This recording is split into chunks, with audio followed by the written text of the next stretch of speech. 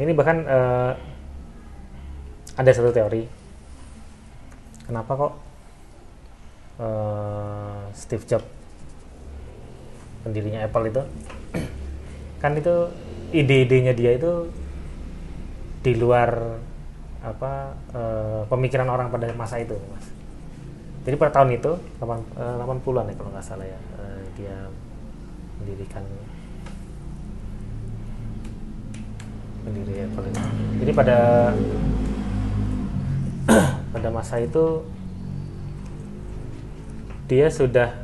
saya tuh mau menciptakan satu perangkat komputer yang desainnya itu cantik, desainnya itu unik gitu kan, sampai detail fontnya itu harus seperti ini. Pada masa itu orang nggak berpikir ke situ gitu. Orang berpikirnya komputer itu untuk dipakai seperti ini ya gitu. Jadi nggak berpikir detail begitu. Dan banyak penemuan-penemuan dia yang lain yang pada masa itu dianggap aneh, seperti iPod gitu kan, kecil, iPhone gitu kan. Itu kan pada masa itu belum bisa lah diterima. Tapi sampai sekarang kita berpikir kok bisa ya dia berpikir seperti itu gitu. Ini ada yang berteori gini, Mas. Steve Jobs ini pada masa mudanya waktu dia mendirikan Apple, dia itu nggak suka pakai sepatu. Oh iya. Dia kemana-mana tuh nyeker. Dia nggak suka pakai sepatu, cuma nyeker. Jadi ada yang berteori karena dia tidak pakai alas kaki, dia bisa menyerap elemen-elemen ilmu yang tersebar di sekeliling kita. Dia bisa mengakses frekuensi, vibrasi, dan energi seperti yang disebutkan Nikola Tesla itu. Dan bahkan Tesla ini kan pernah membuktikan listrik itu di sekitar kita gitu. Yang dia pegang lampu neon di tengah taman dan itu bisa nyala gitu loh. Listrik di sekitar kita. Kita tuh nggak perlu kabel, nggak perlu apa. Itu wireless loh, Mas. Zaman itu ya. Nikola Tesla itu tahun berapa itu? 1800-an itu kan. Itu dia sudah punya. Tesla itu lahir 10 Juli 1856, meninggal 7 Januari 1943. 1800 itu dia sudah berpikir wireless listrik. Sedangkan kita baru menemukan WiFi beberapa tahun terakhir sih gitu kan. Sudah berpikir seperti itu. Berarti kan ini mereka yang bisa mengakses frekuensi, energi, vibrasi. Iya. Sebelumnya kan ada itu Leonardo da Vinci. Ya. Itu udah bisa mendesain helikopter pada zaman itu gitu, Leonardo da Vinci, helikopter pada zaman itu. Dan banyak lagi lah kalau kita bicarakan ilmuwan, cendekiawan Muslim juga banyak seperti itu. Nah ini di dalam ini kalau kita kaitkan kita ini ya bahasanya. Al-Quran kan selalu menceritakan tentang anjuran untuk salat tahajud. Salat tahajud di sepertiga malam itu kan ternyata pada saat sunyi-sunyinya dan gelombang alam itu maksimal, gelombangnya itu pas masuk di gelombang alfa. Di situ orang bisa mengakses vibrasinya gitu, frekuensinya gitu. Dan rata-rata kalau kita baca-baca biografi orang-orang sukses, mereka selalu bekerja di jam-jam seperti itu. Mereka selalu bekerja di jam-jam sepertiga malam, entah itu mereka kerja, entah itu mereka berdiam diri, entah apa gitu kan. Dan mereka selalu menemukan hal-hal baru. Orang-orang jenius. Orang jenius kan rata-rata jadwal tidurnya kan aneh, Mas. Tidak seperti kita pada umumnya gitu. Sirkulasi kehidupannya beda. Unik. Bahkan saya pernah ngobrol sama beberapa yai juga, kuncinya ilmu itu adalah betah melek gitu. Berarti sering mengakses di saat malam hari ya, sepertiga malam. Kan indranya kan maksimal. Indranya maksimal gitu. Tidak ada yang mengganggu. Nah, itu tidak ada yang mengganggu. Nah, terus ini Sayyidina Ali juga pernah berkata, sesungguhnya di antara dua suku ada sebuah ilmu yang bila aku sampaikan, niscaya kalian mencampur adukannya dengan yang lain. Beliau menepuk dadanya dan berkata, sesungguhnya di sini banyak tersimpan ilmu yang melimpah. Seandainya ada yang berkompeten untuk menerimanya, akan aku sampaikan. Ini selama masanya Sayyidina Ali ini, siapa muridnya yang bisa mengcopy ilmunya, Mas? Ya anak-anaknya itu. Anak-anaknya ya. Zainal Abidin kan cucunya. Oh ya, tadi ya, bukan cucu Rasul Zainal Abidin. Nah, kalau Cucunya apa anaknya ya? Zainal Abidin. cucunya, Anaknya Hasan. anaknya Ya cucunya. cicitnya Cicit, Rasul. ya, Iya, cicit. cucunya Sayyidina Ali, ya. cicitnya Rasul. Cicitnya Rasul itu. Putra dari Al Hasan, sulungnya Sayyidina Ali. Tapi itu setelah masa Rasul ya, setelah wafatnya Rasul ya, berarti baru ada dia. Ini banyak sekali. Abdullah bin Abbas juga berkata, seandainya aku mengungkapkan apa yang aku tahu tentang firman Allah dalam surat At-Talaq ayat 12, maka niscaya kalian akan merajam, membunuh dan memvonisku kafir. Oh, ini ternyata sahabatnya gitu. Resikonya seperti itu. Sahabatnya takut loh bilang. Zainal Abidin itu juga demikian, buat syair kalau ilmunya itu disampaikan bisa disebut penyembah berhala. Di syairnya seperti itu ada nanti mungkin bisa kita cari syairnya. Tapi itu ternyata Mas ya, selevel sahabat aja dia sudah memprediksi nanti kalian akan mencap saya kafir gitu. Iya. Dan ternyata di saat ini banyak kejadian seperti itu. Sama muslim mencap muslim yang lain kafir itu karena pengetahuan, karena menyampaikan pengetahuan itu. Seperti masalah kalau kita bahas tadi soal Quraish Shihab tadi menyampaikan tentang hijab juga banyak yang mencap kafir dan sebagainya gitu kan. Itu kan berarti emang terjadi gitu. Dari zaman dulu seorang sahabat aja udah ada kekhawatiran seperti itu sampai sekarang gitu. Ini kalau mungkin Mas pernah membaca tentang surat At-Talaq ayat 12 ini dalam tafsirnya Abdullah bin Abbas ini sebenarnya tentang apa sih Mas? Ya mungkin pada video berikutnya aja. Pada video berikutnya. Kita simpan aja dulu kalau gitu. At-Talaq ayat 12 ya. Nanti khusus nanti, mobil khusus itu.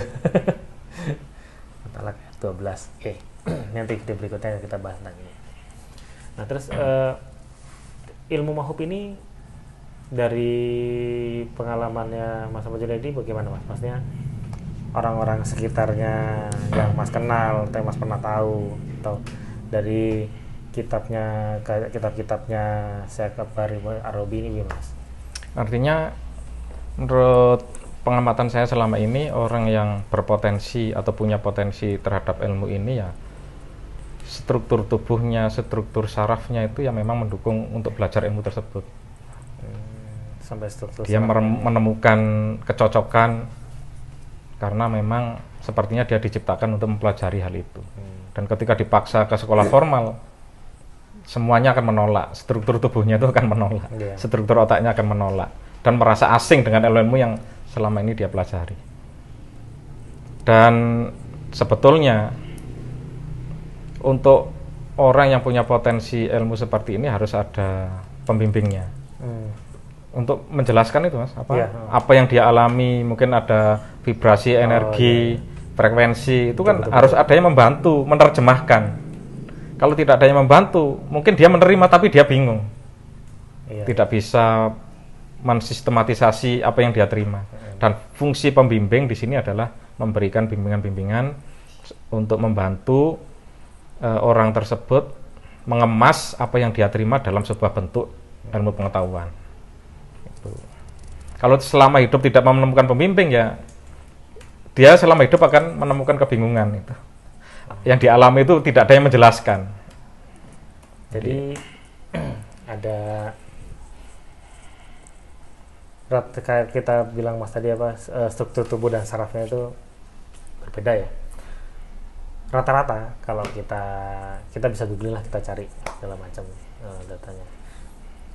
Orang-orang yang cerdas maksudnya cerdas di atas rata-rata, jenius gitu, itu malah diseleksia Mas. Diseleksia itu dia ada kesulitan untuk mengenali huruf, dia ada kesulitan membaca. Contoh Leonardo da Vinci gitu kan, itu hasil diseleksia. Einstein, Tom Cruise itu diseleksia. Diseleksia. Sedangkan untuk jadi aktor itu kan perlu menghafal dialog banyak. Iya. Skrip. Nah, skrip banyak, tapi dia diseleksia. Dia kesulitan membaca. Nah, ini Agatha Christie termasuk novelis ya. Ini kalau kriminal novelis. Kriminal. Ini kalau kita baca buku-bukunya kadang twist ending. Jadi tamatnya itu aneh gitu. Jadi nyeleneh gitu, nggak spesial cerita pada umumnya gitu. Agatha Christie. Muhammad Ali, terus Dyslexia. Mozart disleksia. John Lennon sampai sekarang masih ada banyak yang apa ya? Bukan tafsir ya, mengkaji karya-karyanya itu, lagu-lagu itu ternyata kata-katanya kan aneh. Kayak misalnya lagu Imagine itu, bayangkan kalau di dunia ini tidak ada agama gitu kan. Imagine all the people gitu kan. Hidup tanpa agama itu seperti apa gitu. Pada ada yang satu kumpulan, wah ini dia termasuk ateis punya berhala dan sebagainya. Kemudian satu kumpulan lain menganggap ya benar juga. Apakah kita ini menyembah agama atau menyembah Tuhan gitu. Itu John Lennon, maksudnya bukan seorang Muslim ya, tapi dia punya bisa bikin lagu seperti itu, pikiran seperti itu. Ya, Image I'm Dreamer, mungkin saya mimpi tapi saya bukan satu-satunya, benar-benar the only one. Steven Spielberg, sutradara, karya-karyanya fenomenal, film-filmnya legend, yang orang nggak pikirkan. Jurassic Park misalnya, dia bisa menghidupkan suasana. Kalau seandainya genetika itu dia bisa memikirkan sampai ke sana gitu. Di saat orang lain nggak terpikir, dia bisa memikir ke sana. Albert Einstein, wah itu nggak usah dijelaskan lah kalau Albert Einstein sudah populer penemu teori relativitas gitu kan. Henry Ford, penemu Ford Motor Company gitu kan. Itu diseleksi. Jadi banyak sekali orang jenius yang kemampuan membacanya itu di bawah rata-rata. Jadi kalau dibilang tadi mungkin mereka nggak cocok di sekolah gitu. Masalahnya bukan hanya di sini aja, di seluruh dunia udah ada kurikulum sekolah itu harus seperti itu gitu. Ini kalau kita bahas tentang ilmu mahluk tadi, ada teman saya Mas, dia itu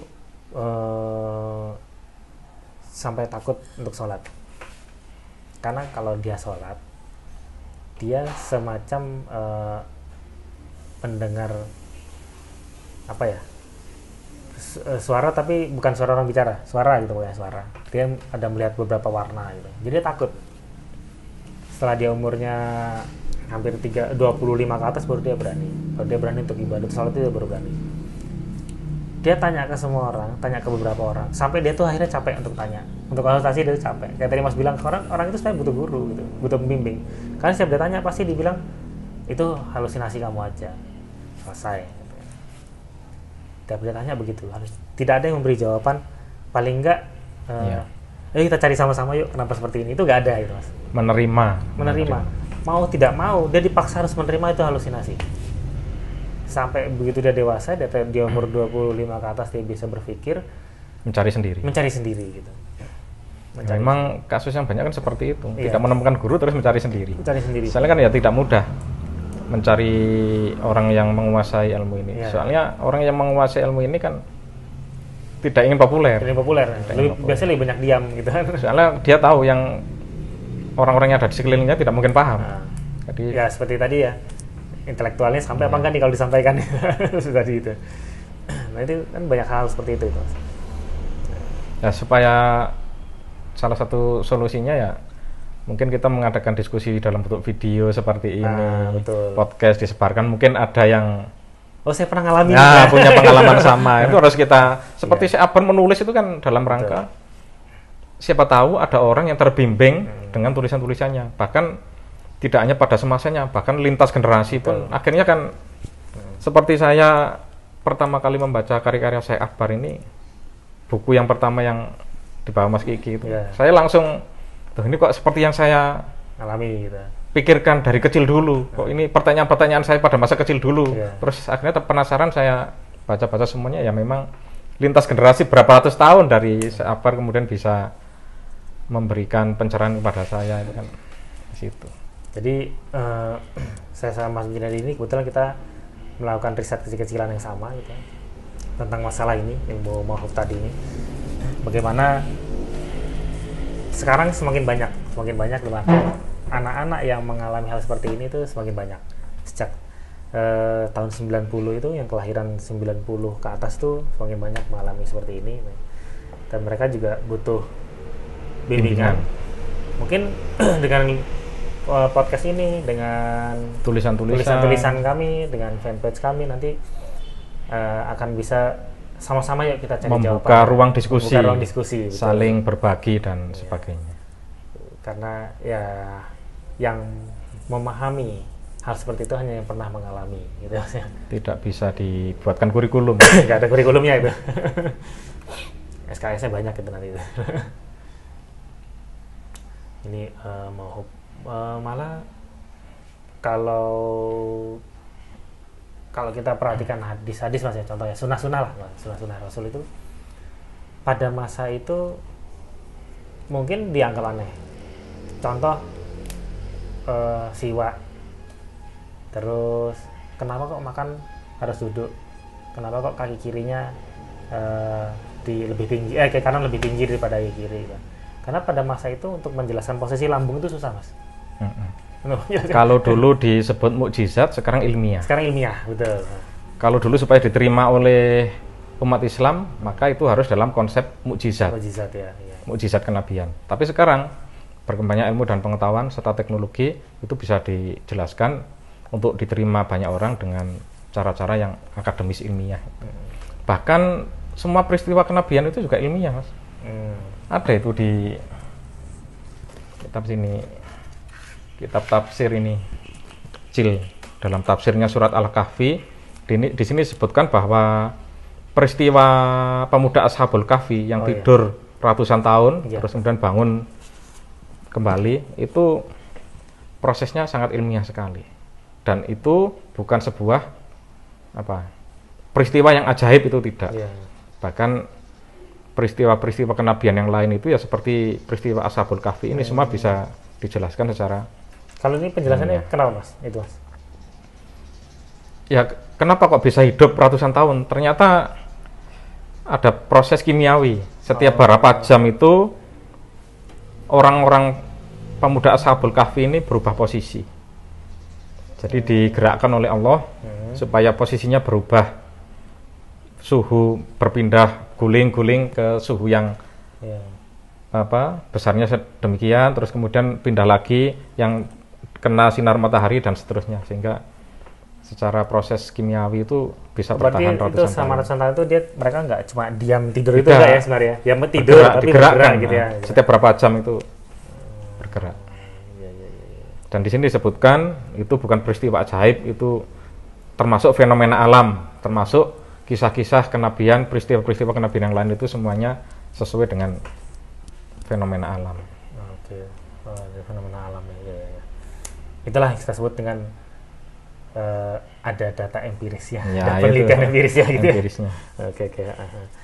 Bahkan guru kita juga pernah cerita Mas, mungkin waktu beliau itu ke Papua pedalaman,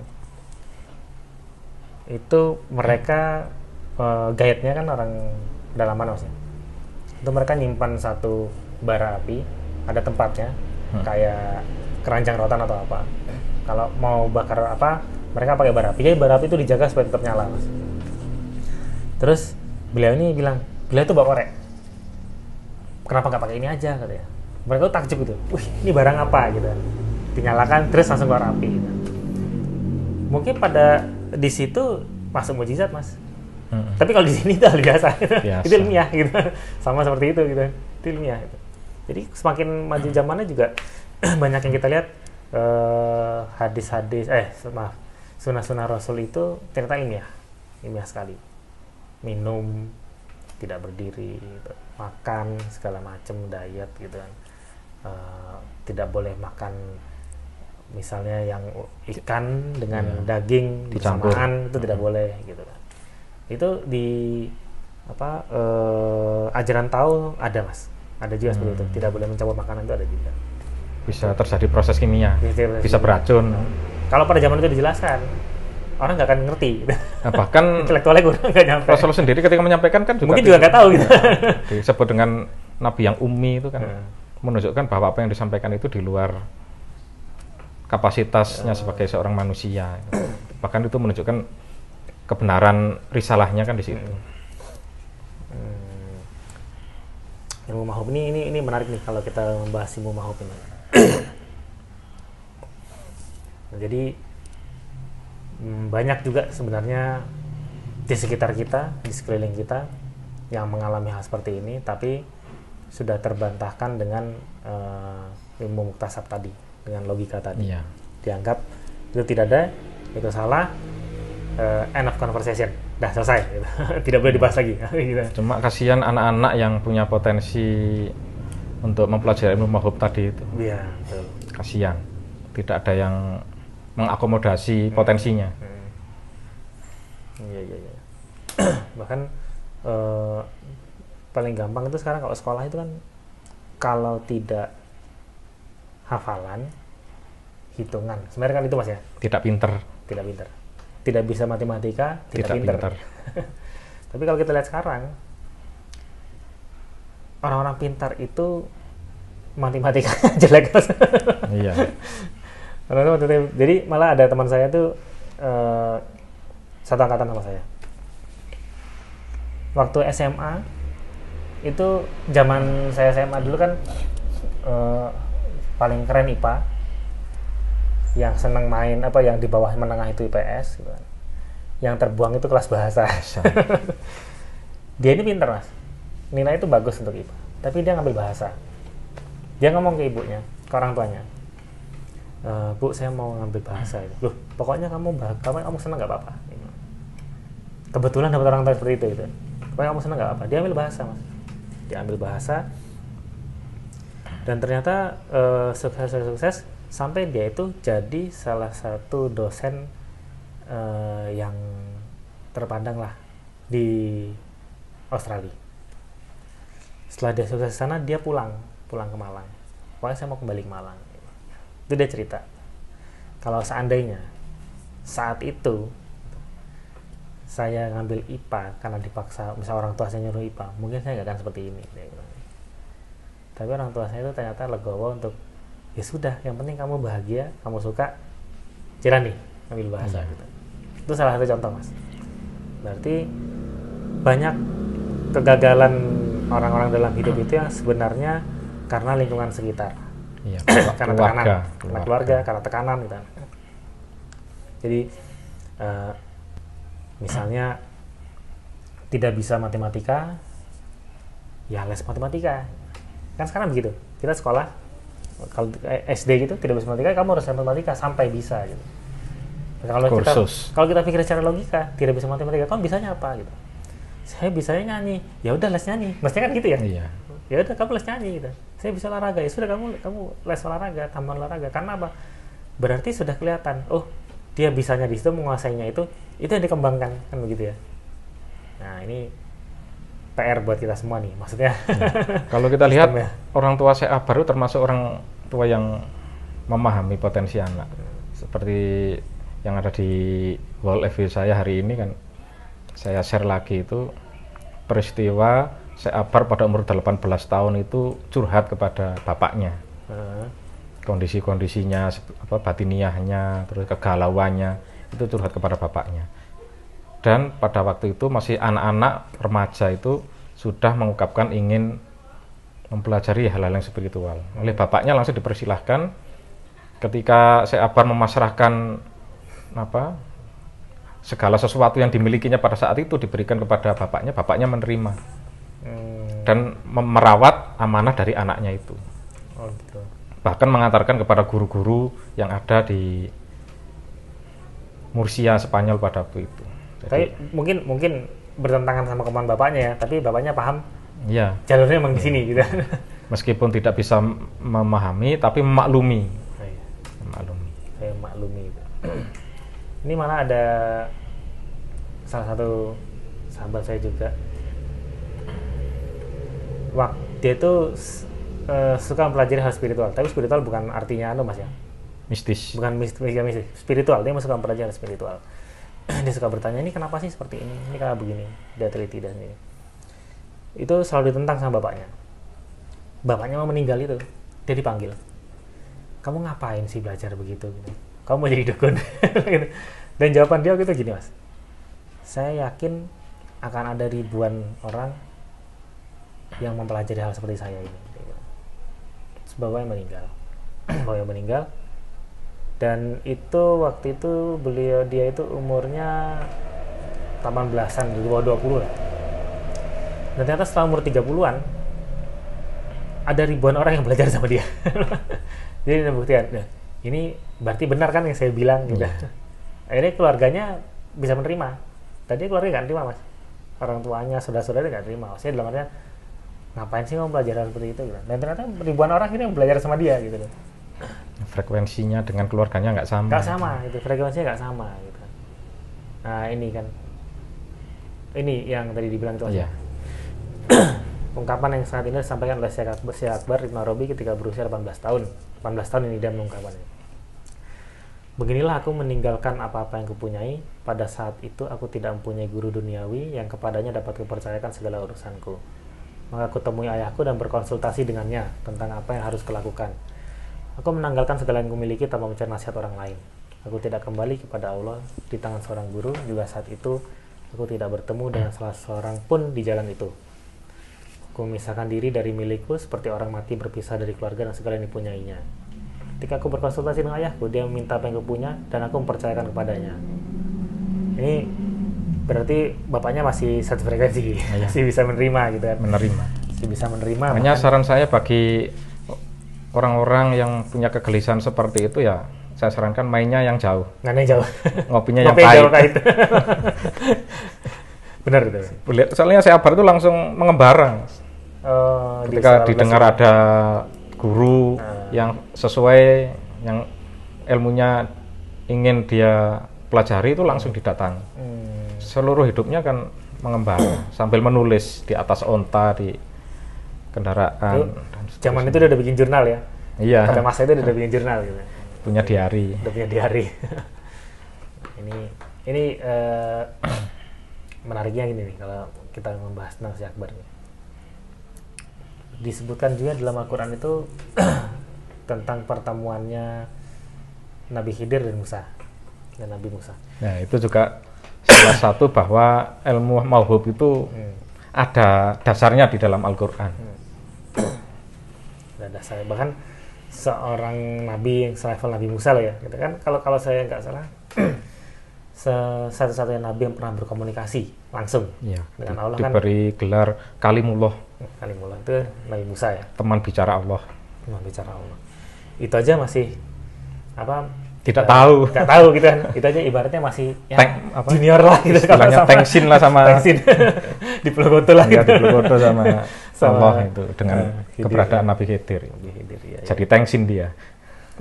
Bahasanya orang Jakarta kan gitu. Jadi dia udah yakin gitu kan. Saya dengan yang paling tahu ana jawabannya. Siapa orang yang paling tahu di bumi ini? Ana, saya. Dan itu dari kalangan kaum yang terpilih lagi ya, maksudnya dari Bani Israel kan.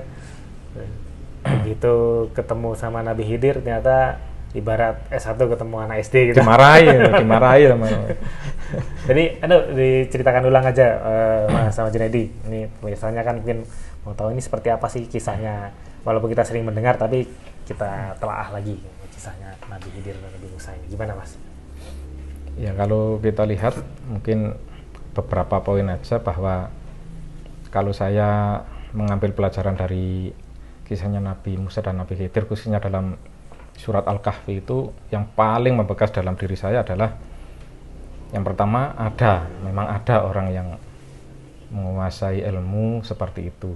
Yang kedua, ini ya, pasti tersembunyi. Pasti tersembunyi. Betul, ya. Kenapa seperti itu? Setelah saya baca, ya demi kemaslahatan manusia juga. Orang-orang seperti itu disembunyikan ya demi kemaslahatan manusia juga. Artinya kehidupan tidak akan berjalan dengan damai kalau pengetahuan-pengetahuan seperti itu diungkapkan di khalayak umum. Oh gitu, ya. Jadi apa yang terjadi setiap hari ini bisa terganggu. Artinya kan keseimbangan ya. Iya, keseimbangan. Aktivitas masyarakat, aktivitas di lembaga-lembaga sosial dan seterusnya akan terganggu dengan keberadaan orang-orang seperti itu. Kalau di kalangan spiritual itu ada seperti ini Mas. orang-orang dengan kemampuan seperti itu jumlahnya akan tetap. Jadi misalnya 7, jumlahnya 7 gitu. Di saat satu wafat langsung tergantikan. Jadi jumlahnya tetap 7. Langsung tergantikan. Ya, disebut dengan al-abdal itu. Al-abdal itu ya. Kalau yang memegang posisi meninggal digantikan oleh penerusnya. Nah, itu mereka tersembunyi. Ya benar tadi sebutan mereka tersembunyi. Dan memang orang-orang seperti itu diberi karakter untuk menyembunyikan diri. Oh, ya. Artinya ketika tampil dia merasa enggan, ada perasaan-perasaan seperti itu, tidak merasa butuh untuk dikenal orang dan seterusnya. Mungkin diberi rasa malu, diberi aib secara fisik sehingga dia malu untuk tampil dan seterusnya. Memang oleh Allah itu dikondisikan seperti itu, menutupinya dengan cara seperti itu. Diberi watak yang introvert. Jadi kalau ada orang yang mengaku saya punya pengetahuan mahfuz itu perlu ya nggak perlu lah, perlu diselidiki lebih jauh. Apa keuntungannya? Keuntungannya apa? Itu ada loh hadis yang sangat panjang itu yang menjelaskan karakter orang seperti itu ada. Karakter orang itu kalau masuk ke suatu forum tidak ada yang menghiraukan. Ciri-cirinya seperti itu. Misalnya Mas Kiki masuk ke sebuah komunitas forum, tidak ada yang menghiraukan karena semua menganggap remeh. Karena mungkin pakaiannya, karakternya, wajahnya sudah wajah-wajah tidak populer. Wajah-wajah pasaran dan seterusnya. Terus ketika meninggalkan forum tidak ada yang menanyakan. Di hadis itu disebutkan seperti itu. Seperti Mas ya. Surah Abasa ya. Abasa wa tawalla. Yang menceritakan Ibnu Maktum. Sahabat Ibnu Maktum. Orang yang masuk ke satu forum. Ya, sahabat Ibnu Maktum buta. Seorang yang buta, sahabat yang buta tanya pada Rasulullah. Rasul pada waktu itu menemui utusan-utusan kaum Quraisy, bangsawan Quraisy. Jadi orang buta, terus lemah, tua, tidak dihiraukan. Ketika diajak bicara, Rasulullah itu berubah masam, berubah wajah. Langsung ditegur oleh Allah itu. Abasa wa tawalla dan seterusnya. Turun surat ramalan-ramalan Rasulullah untuk umat-umat sebelumnya itu saling membunuh dan seterusnya.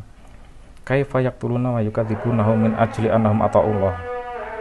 Bagaimana mereka membunuh dan mendustakan agama padahal mereka mengaku bertaat kepada Allah. Ini sekarang terjadi lagi nih. Sekarang kejadian lagi. Iya.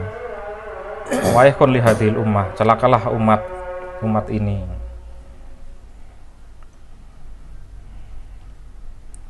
Terus Umar bin Khattab heran, "Ya Rasulullah, wa nasu yaumaidin ala Islam?" Wahai Rasulullah, apakah manusia pada waktu itu memeluk agama Islam? Naam. Iya, betul.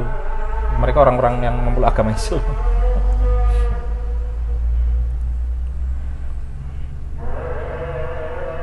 Ya Umar, tarokal qaumu atorik.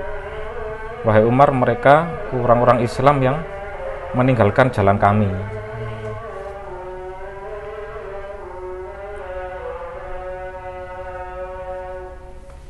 Ramalan-ramalan Rasulullah. Orang-orang yang paling dekat kepada Allah pada hari kiamat itu siapa?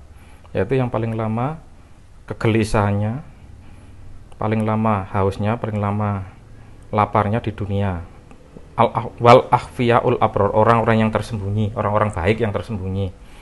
Apa yang disebut dengan orang-orang baik yang tersembunyi itu? Alladzina idza syahidu lam yuqarrabu. Ketika orang yang tampak tidak ada yang mau dekat. Jadi, ketika berjalan di jalan raya, terus ke keramaian, tapi tidak ada yang mau mendekat, tidak ada yang reken. Wa idza ghabu lam yuk tada lam yuk kelihatan ya. Yuk takodu. Wa idza ghabu lam yuk takodu. Ketika hilang tidak ada yang mencari. Ta'rifuhum biqaul ardi. Jadi malah orang-orang yang biasa-biasa aja gitu ya, tapi dikenal oleh bumi. Terus ya'rifuna fi ahli sama. Yu'rafuna fi ahli sama, dikenal di langit oleh malaikat, dikenal oleh para penduduk langit. Yahfuna ala ahli ardi, tersembunyi dari penglihatan penduduk bumi. Wa takhufu bihim al malaikah, dikelilingi oleh para malaikat. Tan amunasu wayan amuna hum bil jo'i wal atos. Manusia itu senang sibuk dengan makan, minum, tapi mereka ini sibuk dengan kelaparan. Wal jo' wal atos, dan kehausan. Labisan nasu layin nafiyab, penduduk bumi itu sibuk berpakaian bagus, tapi mereka labisu hum khasfuthiyab, memakai pakaian-pakaian yang jelek, yang kasar. Dan seterusnya ciri-cirinya di hadis ini disebutkan orang-orang seperti itu.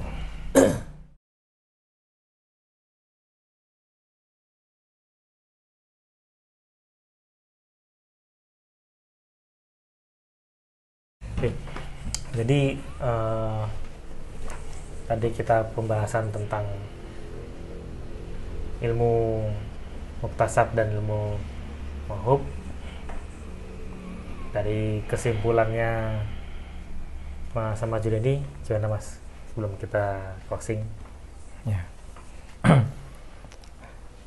Jadi yang bisa kita ambil dari apa yang kita diskusikan hari ini, yang pertama, bukti-bukti tentang ilmu mauhub ini sudah ada pada masa Rasulullah sampai pada hari ini.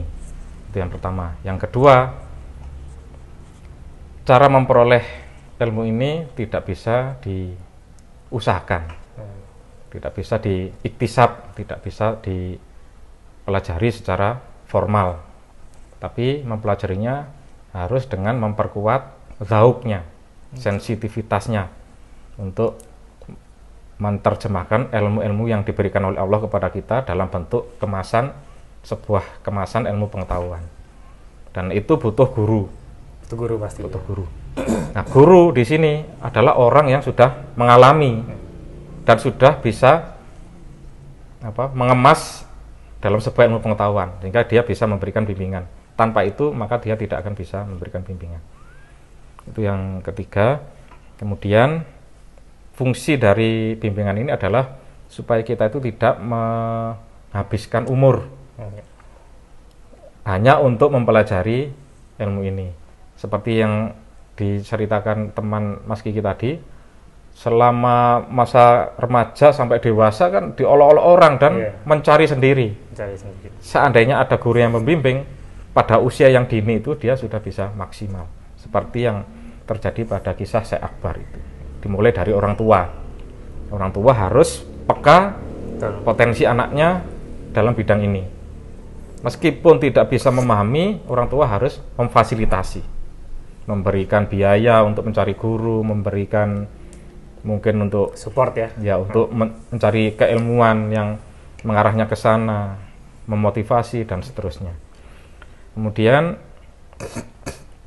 yang selanjutnya, mungkin terakhir ini adalah ciri-cirinya ilmu orang yang menguasai atau memiliki ilmu ini, yaitu yang seperti kita diskusikan tadi, tersembunyi.